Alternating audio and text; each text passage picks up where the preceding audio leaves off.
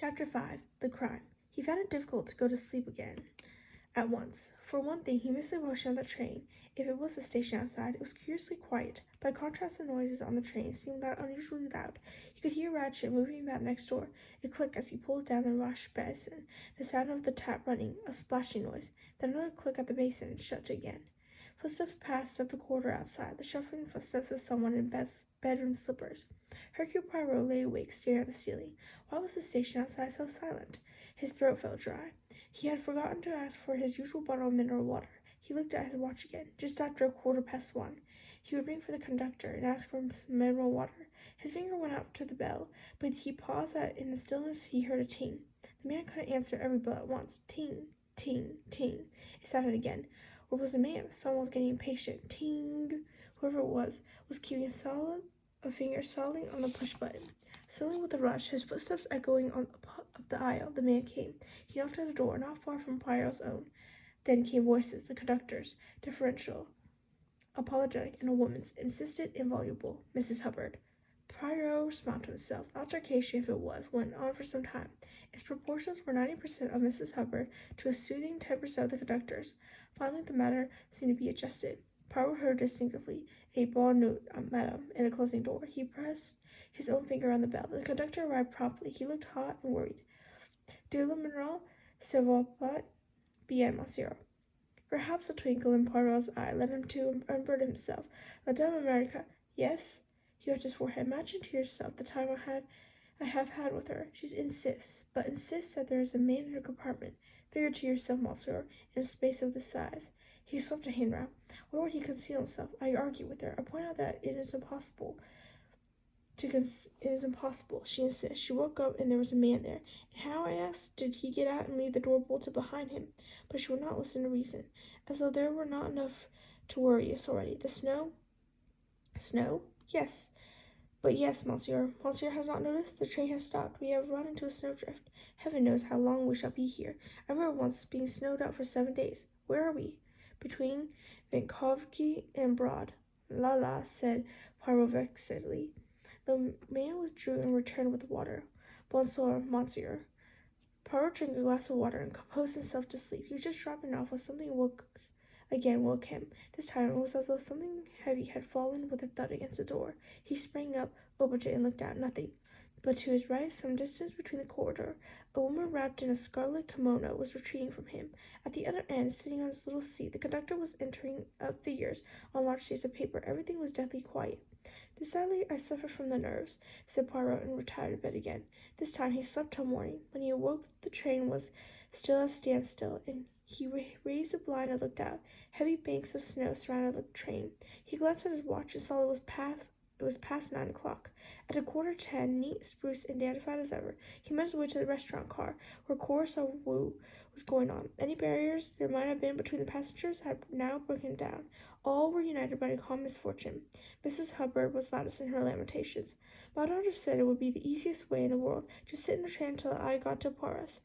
And now we may be here for days and days, she wailed. And my boat sails days after tomorrow. How am I going to catch it now?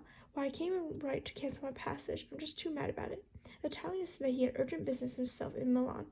The large American said that was too bad, ma'am, and soothingly expressed a hope that the train might make up time. My sister, her children wait for me, said the Swedish lady, and wept. I get no word from them. What they think? They will say bad things have happened to me. How long shall we be here? Demanded Mary Debenham. Doesn't anyone know? Her voice sounded impatient, but Poirot knew that there was no signs of that almost feverish anxiety which she had displayed during the check to the Torres Express. Mrs. Hubbard was off again. There isn't anybody knows a thing on this train, and nobody's trying to do anything. Just a pack of useless foreigners. Why, if this was at home, there'd be something at least trying to do something. Arbuthnot turned to Poirot and spoke in careful British French. Voi êtes un directeur de la Légion. Je crois, monsieur. Vous pouvez nous dire? Smiling, Poirot corrected him. No, he said in English. It is not I. You confound me with my friend and Buck. Oh, I'm sorry. Not at all. It is most natural. I am now in the compartment that he had formerly. And Buck was not present in the restaurant car. Poirot looked about to notice who else was absent. Princess Dragomirov was missing, and the Hungarian couple, also Ratchet, his valet, and the German lady's maid. The Swedish lady wiped her eyes. "I am foolish," she said. "I am bad to cry. All is for the best, whatever happened." This Christian spirit, however, was far from being shared. "That's all very well," said McQueen restlessly. "We may be here for days." "What is this country, anyway?" demanded Mrs. Hubbard tearfully. On being told it was Yugoslavia, she said, "Oh, one of these Balkan things. What can you expect?" "You are the only patient one, mademoiselle," said Poirot to Miss Debenham. She shrugged her shoulders slightly. "What can one do? You are a philosopher, mademoiselle. That implies a detached attitude. I think my attitude is more selfish. I have learned to save myself useless emotion."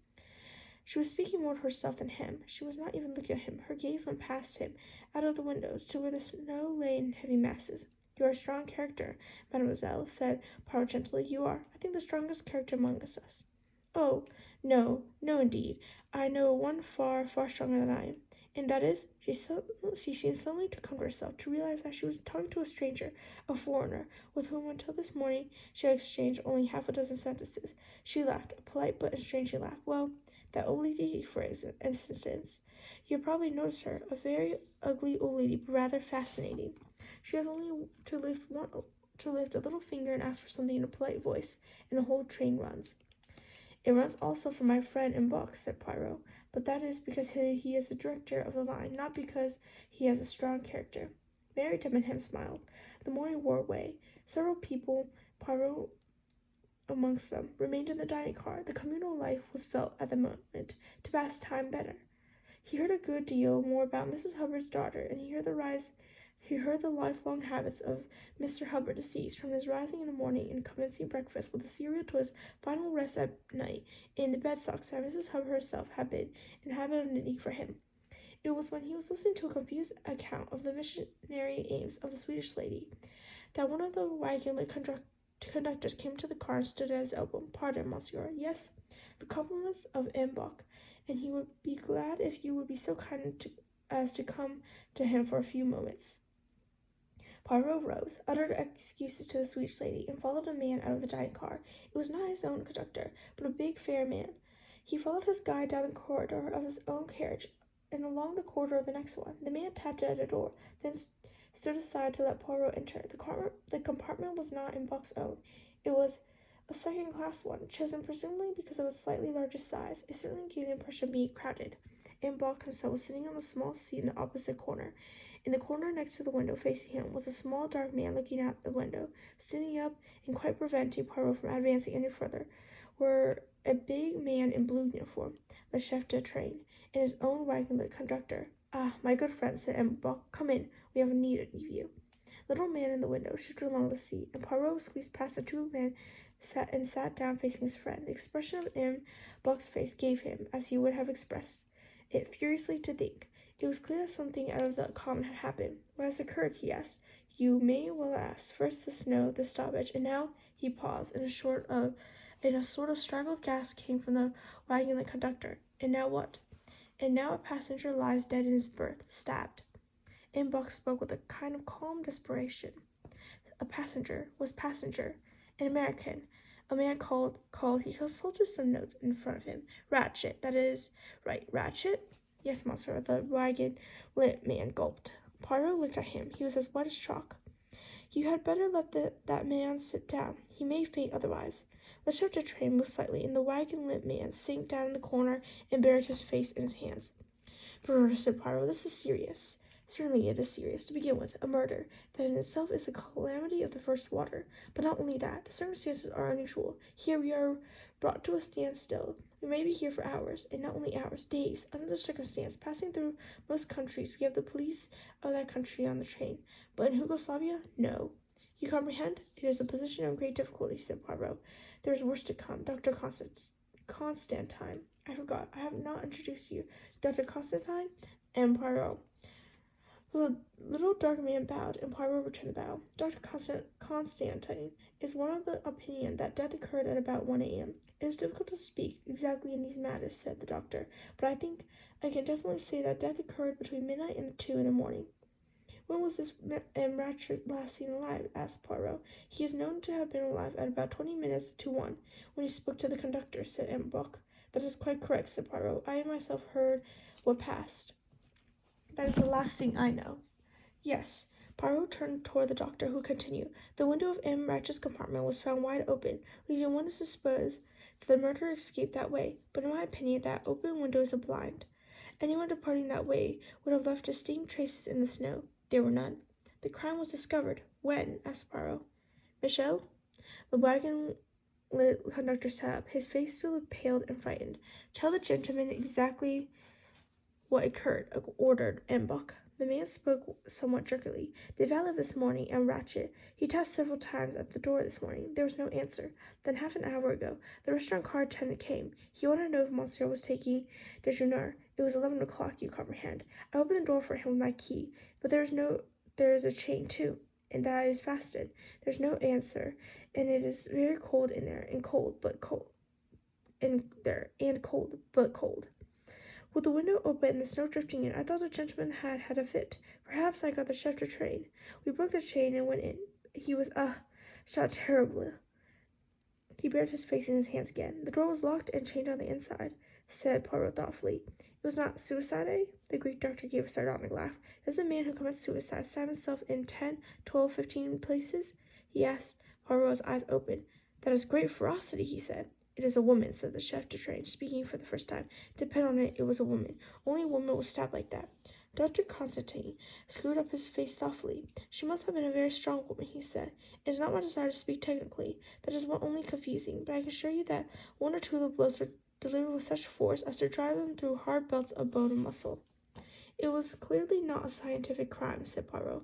It was the most unscientific, returned Dr. Constantine. The blow seemed to have been delivered haphazard and at random.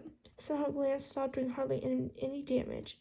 It is as though somebody had shut his eyes and then, in a frenzy, struck blindly again and again. Ça s'infime, said the chef de train again. Women are like that. When they are enraged, they have great strength. He nodded so sagely that everyone suspected a personal experience of his own. I have perhaps something to contribute to your store of knowledge, said Poirot. M. Ratchett spoke to me yesterday. He told me, as far as I am able to understand him, that he was in danger of his life.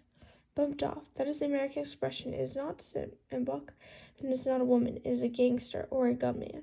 The chef de train looked painted, at seeing his theory come to naught. If so, said Poirot, it seemed to have been done amateurishly. His tone expressed professional disapproval. There's a large American on the train, said Embuck, pursuing his idea, a common-looking man with terrible clothes. He chews a gum, which I believe it has not done in good circles. You know whom I mean? The wagon-lit conductor, to whom he had appealed, nodded. Oh, Monsieur, the number 16. But it cannot have been he. I should have not seen him enter or leave the compartment. You might not. But we will go into that presently. The question is what to do. He looked at Poirot.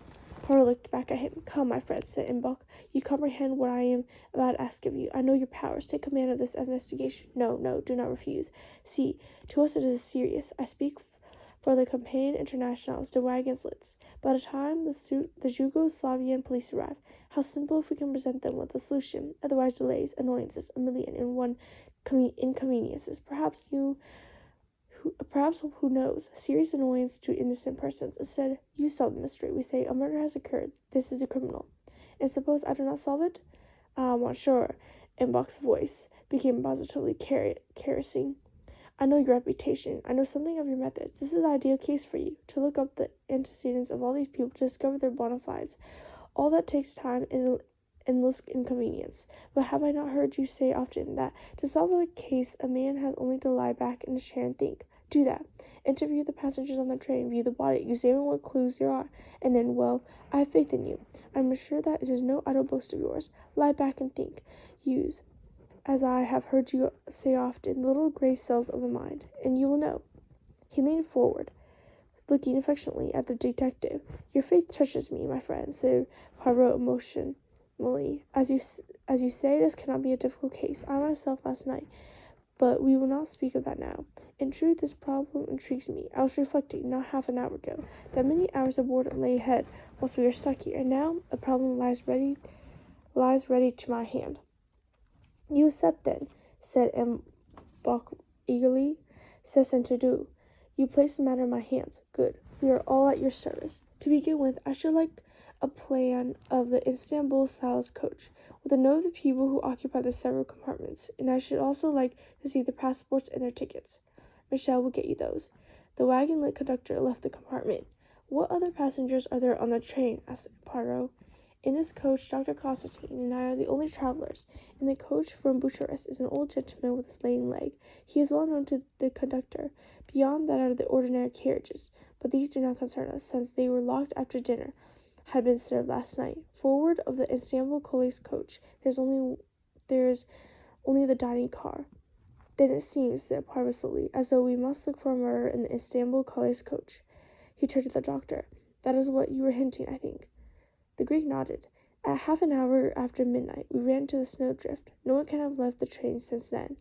Ambrose said solemnly, the murder's with us, on the train now.